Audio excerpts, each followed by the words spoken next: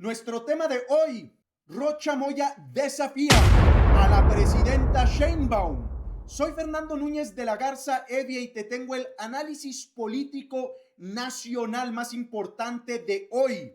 Para que no te cuenten, para que estés bien enterado.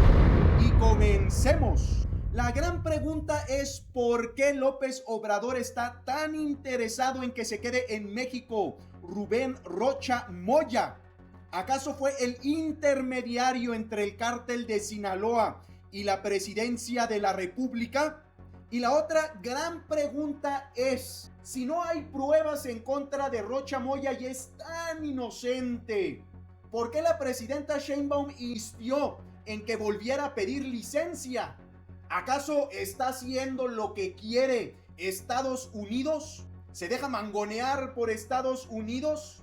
Que no se les olvide, han convertido a Rocha Moya en el símbolo de la defensa de la soberanía nacional. Llegó la presión de Estados Unidos duro y directo y déjenme darles 3 citas que se vinieron en cascada a raíz de que regresó al poder en Sinaloa y antes de que pidiera licencia por segunda ocasión. El 21 de agosto el vocero del Departamento de Estado dijo: el cártel de Sinaloa no podría operar sin la ayuda de funcionarios corruptos, lo cual evidentemente es cierto y que les quede el saco a los que les quede, que obviamente son muchos. La segunda cita fue del exdirector interino de la DEA, Derek Maltz, el 22 de agosto. Es tiempo de otra operación de alto nivel de arresto y remoción. Con otra operación se refieren a la primera, a la que según Raimundo Riva Palacio fue un comando estadounidense el que sacó de territorio nacional al Mayo Zambada y no un simple piloto con Joaquín Guzmán López. Y la tercera cita vino del administrador general de la DEA, Terry Cole, el 23 de agosto.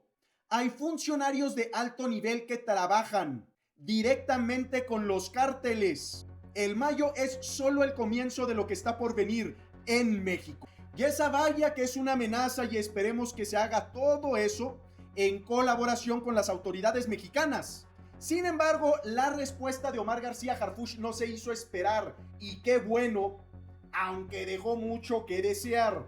Dijo que en México caen sin importar el partido político, lo cual no es cierto. Pues básicamente no ha caído nadie de Morena. Yo le doy unos nombres por si se les han olvidado. Por ejemplo, Mario Delgado, o Américo Villarreal, o Rocha Moya, o Alfonso Durazo, o Andy López Beltrán. O pudieran empezar con Cuauhtémoc Blanco, a ese que pusieron en el segundo lugar de la lista de diputados plurinominales, solo por debajo de Ifigenia Martínez, a pesar de que se saben sus amplias ligas con el crimen organizado. Ya ni hablemos de sus corruptelas. Pero recordemos en qué contexto llegó al poder por segunda vez Rocha Moya. Cuando se supo que le quitaron la visa a Andy y empezaron los señalamientos de huachicol fiscal. Cuando López Obrador regresó a la Ciudad de México para cabildear en favor de su hijo. No se vaya a romper el pacto de impunidad contra su familia. Cuando arrestaron a Fausto Corrales, el único testigo de la muerte del rival político de Rocha Moya, Héctor Melesio Cuen. Aunque déjame decirle que a mí se me hizo muy raro que lo hayan arrestado y me voy enterando que ese arresto se dio 4 días después de que las autoridades mexicanas se enteraron que había rendido su testimonio ante las autoridades estadounidenses. Dijeron, no nos vayamos a quedar atrás y hagamos el ridículo. Eso sí, lo arrestaron a él, que es un testigo, pero a quien no han arrestado es a Sara Bruno Quiñones, la fiscal de Sinaloa, que se inventó esa historia que a Héctor Melesio Cuen lo habían matado por un intento de robo en una gasolinería.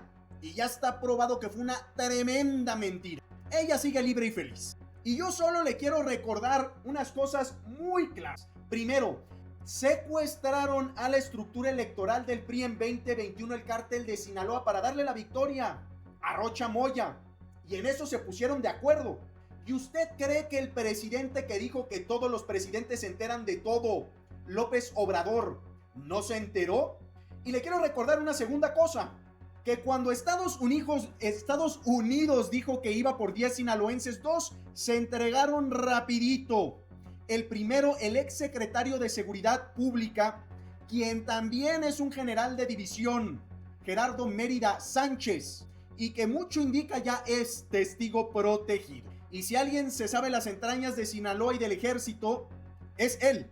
Y el segundo es el ex secretario de Finanzas de Rocha Moya, Enrique Díaz Vega, que hay reportajes serios que dicen que manejaba todos los dineros sucios de los hijos de Américo Villarreal, el coordinador de campaña de Rocha Moya y hoy gobernador de Tamaulipas, de los hijos de Rocha Moya y de los hijos del expresidente López Obrador. Porque todos ellos son muy amigos, no se equivoque, hacen business juntos. Por lo pronto hay que ver quién va a ser el sustituto de Rocha Moya. Si una persona de su círculo político y por lo tanto con apoyo de López Obrador o alguien nuevo impuesto por la presidenta Sheinbaum, que yo dudo mucho que vaya a ser así. Por lo pronto yo me quedo con 3 conclusiones. 1. López Obrador sigue teniendo muchísimo poder. Para aquellos ingenuos que pensaran que lo iba a perder. 2. Claudia Sheinbaum no ha consolidado su poder y dudo que lo vaya a hacer. Para aquellos ingenuos que pensaban que una vez en la presidencia iban a ver todos los demás, iba a consolidar su poder. Y 3. El único contrapeso a la narcopolítica mexicana, que está especialmente concentrada en Morena, es desafortunadamente Estados Unidos. Soy Fernando Núñez de la Garza Evia y este fue el análisis político nacional más importante del día de hoy.